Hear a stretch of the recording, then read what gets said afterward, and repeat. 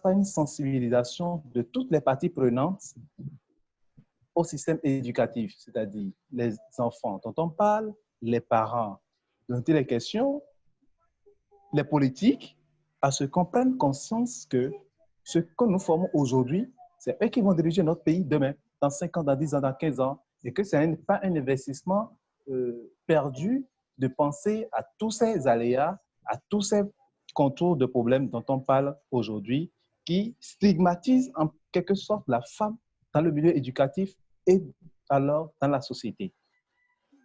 On a cité, quand on revient encore aux problématiques qui sont posées quand on parle de la femme et de la déscolarisation, il y a le fait qu'on soit au XXIe siècle, mais qu'une priorité est toujours donnée aux garçons. Et ça, c'est un fait. Surtout quand on reste africain. Et ce problème ne peut pas être résolu que par les politiques, les partis prenants dont on a cité tout à l'heure.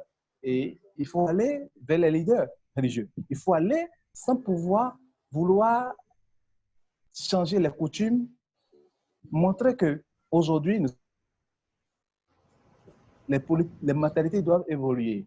Et donc, la socio-culturelle aussi on doit être regardant avec cet aspect pour pouvoir endiguer cette mentalité qui devient une problématique qui cause beaucoup de tort, que ce soit aux personnes dont on parle aujourd'hui, qui sont les filles, mais aussi à la société tout entière. Donc, je pense que c'est déjà des pans de solutions que nous pouvons aborder dans la sensibilité. D'accord, Monsieur Harry Vidéaro.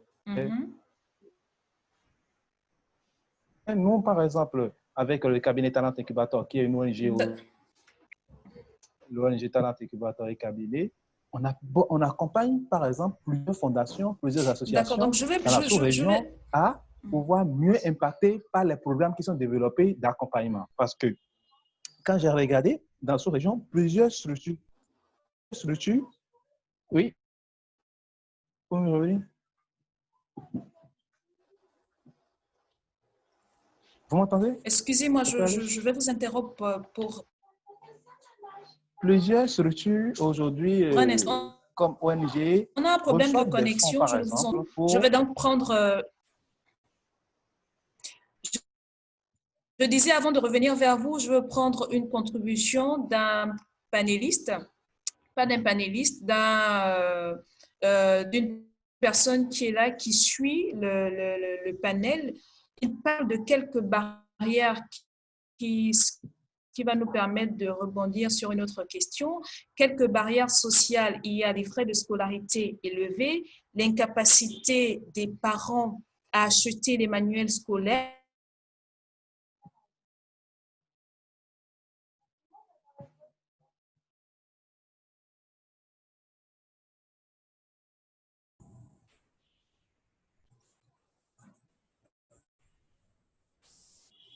Alors, on a eu un instant coupure due à la connexion Internet. Bien sûr. D'accord. Donc, je reviens avec vous, Monsieur Harry Vidéaro, pour la dernière question. Il est incontestable que les difficultés économiques causées par la crise se répercutent sur les familles, les ménages qui assument la scolarité de leurs filles. En cette période difficile, quel est le conseil ou quels sont les conseils que vous pouvez donner aux parents d'abord et ensuite à la jeune fille? Parce qu'on a vu il y a quelques minutes qu'elle pouvait faire face aux grossesses précoces, aux violences physiques, à la délinquance. Donc, quels sont dans une première partie les conseils que vous pouvez donner en cette période de crise aux parents et ensuite à la jeune fille? Pour revenir à cette question, j'aimerais commencer d'abord par dire vous savez que la pandémie qui est venue, qui est appelée COVID-19, est venue d'une manière où on a été tous surpris. Mais on avait tout à notre disposition pour pouvoir prévoir ce genre de problématique. Et il fait face, c'est-à-dire quoi?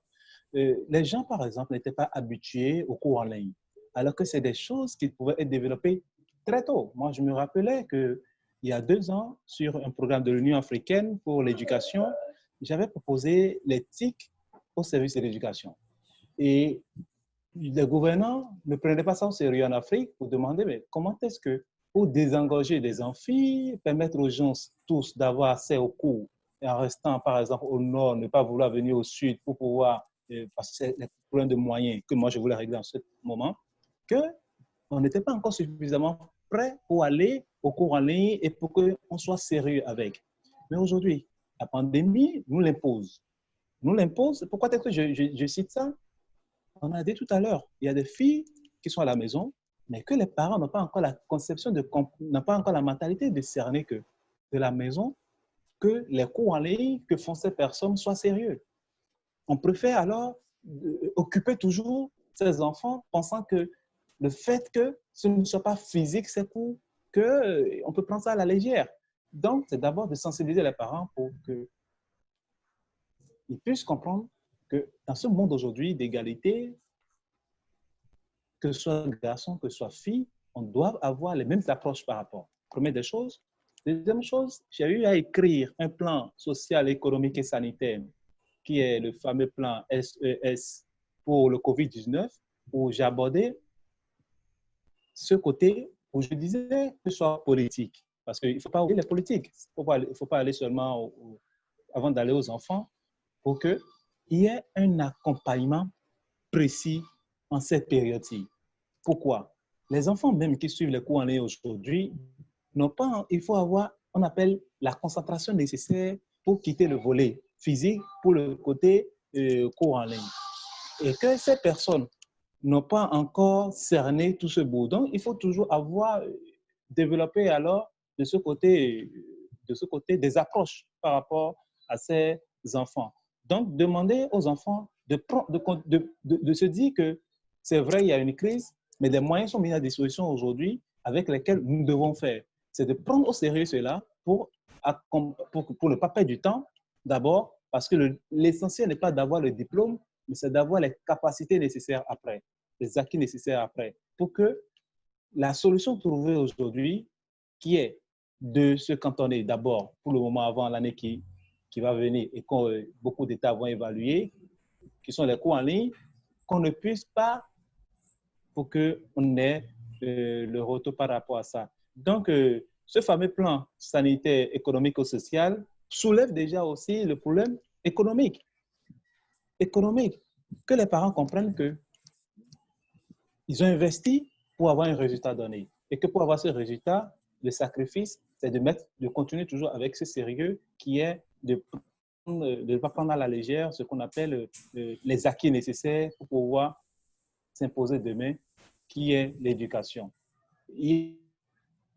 Un volet sur lequel j'aimerais rapidement venir, qui est qu'aujourd'hui, beaucoup de pays africains pensent toujours que pour permettre à ce que la femme ou la jeune fille soit mieux scolarisée, il suffit de garantir les frais de scolarité. Et je le disais tout à l'heure, ce n'est pas seulement ça. Aujourd'hui, on a constaté que 9 sur 10, quand on prend le rapport de la Banque mondiale que j'avais vu financé sur l'éducation, de filles sont scolarisées, mais qu'il n'y a que 4 sur 5 qui sont au cours secondaire. Ça veut dire que le chemin de la scolarisation, des frais mis à disposition avec la gratuité de l'école dans plusieurs écoles, n'a pas pu régler cette problématique qui a été posée. D'où, comme je disais tout à l'heure, des problèmes de grossesse qui sont des problèmes d'harcèlement et aussi des problèmes dans les pays donnés qui sont des problèmes de la guerre, des déplacés, de tout ça, qui impacte plus la fille parce qu'à la fin, le premier sacrifice dans la conception de beaucoup de coutumes, c'est d'abord la fille qui est sacrifiée aux dépens de l'homme. Donc, c'est un peu ça. D'accord. Mais merci, Monsieur Henri Videro, pour votre contribution. Donc, je reviens juste sur un commentaire en rapport avec les barrières dont nous parlions tout à l'heure. La personne disait quelques barrières sociales, frais de scolarité élèves, frais de scolarité élevés, l'incapacité des parents à acheter des manuels scolaires et outils pédagogiques, l'éloignement de l'école par rapport au lieu de résidence, le suivi insuffisant pour les élèves des familles modestes, la contribution des parents est déterminante car les enfants ont des revenus modestes en général. Ils arbitrent entre envoyer les enfants à l'école et pouvoir se nourrir. Donc, voici la contribution de Monsieur Lajuné. Donc, je veux revenir très rapidement chez Madame Irveka Ledaga. Vous faites la promotion d'éducation à travers votre association CLAP. Quelles sont, vous, les actions que vous menez et surtout en rapport avec la déscolarisation, s'il y a des exemples dans ce sens? Déjà, parler de ce que vous faites au niveau de votre organisation et est-ce qu'il y a le volet déscolarisation? Alors, Bénédicte, merci pour la question. Au sein de mon association, on a plusieurs volets. On a un volet éducatif, donc un volet éducation, et un volet lié à la santé qui vise notamment la santé sexuelle et reproductive. Donc, on essaye d'apporter des solutions concrètes au regard des besoins qui nous sont remontés dans les différents établissements et ici en France, parce qu'on a une structure en France et à la fois au Gabon. On accompagne les personnes qui sont désireuses, par exemple, on a des projets d'accompagnement scolaire dans certaines communes, notamment la commune de Gennevilliers, où on accompagne les jeunes qui ont des difficultés scolaires et dont les parents nous ont fait remonter l'information. Concernant et c'est là d'ailleurs toute notre contribution, et face à la pandémie qui sévit encore, qu'est-ce qu'on a mis en place? On a mis en place des cours à distance pour justement limiter la rupture qui pouvait se faire avec la fermeture des établissements. Il faut dire que sur le plan, faut dire qu'en France, le problème de la couverture des données n'est pas la même que celle en Afrique. Donc, le projet ne s'est pas mis en Afrique directement, mais un moyen pour nous d'accompagner les jeunes durant la période de confinement, par exemple, a été justement d'accompagner les jeunes filles qui étaient déjà déscolarisées, qui avaient des questions liées à la santé, qui venaient nous poser des questions sur la plateforme, savoir ce qu'elles pouvaient faire, parce qu'il y avait des jeunes filles qui étaient quand même scolarisées, mais avec le confinement ne l'étaient pas et étaient parfois mères d'enfants. Donc, il a fallu rassurer ces jeunes filles-là, leur donner des moyens. Et d'ailleurs, pour ça, on va mettre en place au niveau du Gabon un accompagnement scolaire dans certains quartiers avec différentes équipes. Donc, aujourd'hui, à l'heure actuelle, pour lutter contre la déscolarisation, on envisage de mettre en place un programme qui aura vocation à déceler le décrochage scolaire.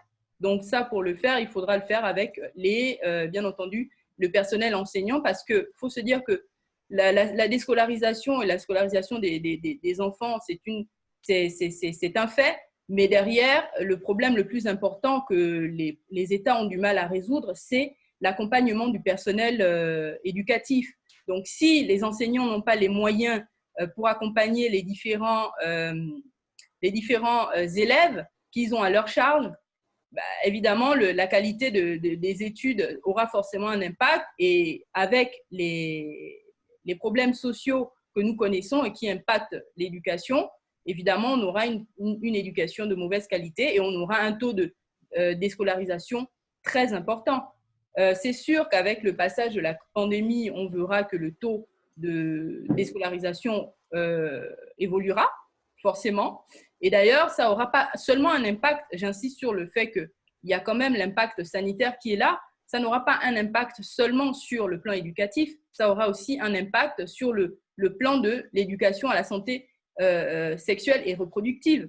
C'est quelque chose qu'on n'évoque pas, mais ça reste quand même un élément important. C'est-à-dire qu'une jeune fille qui n'est pas éduquée, qui ne connaît pas ses droits, qui ne connaît pas son corps, facilement sera sujette à des mariages forcés, sera sujette à donner son corps parce qu'elle ne connaît pas peut-être les maladies, ou peut-être qu'elle les connaît parce qu'on en parle ci et là. Mais pour les jeunes aujourd'hui, qu'est-ce qui sévit le plus? C'est le VIH, c'est le sida. Et même aujourd'hui, quand on essaie de demander aux jeunes quelle est la différence entre le VIH et le sida, c'est très compliqué. Pour les gens, c'est la même chose. Alors que derrière, il y a des pathologies sous-jacentes qui sont, par exemple, les chlamydia, la gonococcie. Et je pense que si on fait ce travail de sensibilisation, je me dis, au détriment de l'éducation à proprement parler, qui forcément, au sortir de cette crise, va nécessiter une refonte fondamentale du système éducatif tel qu'il est pensé, on doit aussi penser à l'aspect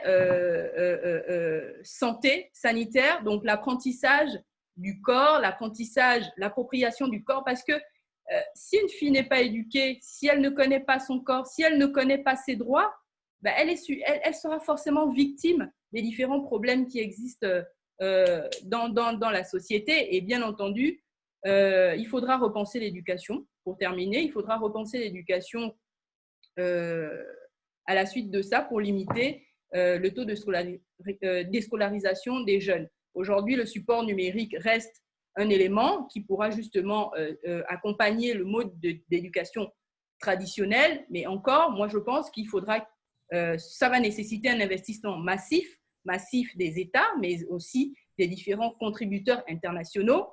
Et je pense qu'on devrait aller plutôt dans ce sens-là pour limiter justement le taux de déscolarisation. Donc, au niveau de mon association, nous, on s'engage en ce sens, accompagner les jeunes filles en les éduquant, autant pour moi, sur à la fois le plan santé et à la fois le plan éducatif, en mettant à disposition tous les outils nécessaires à leur éducation.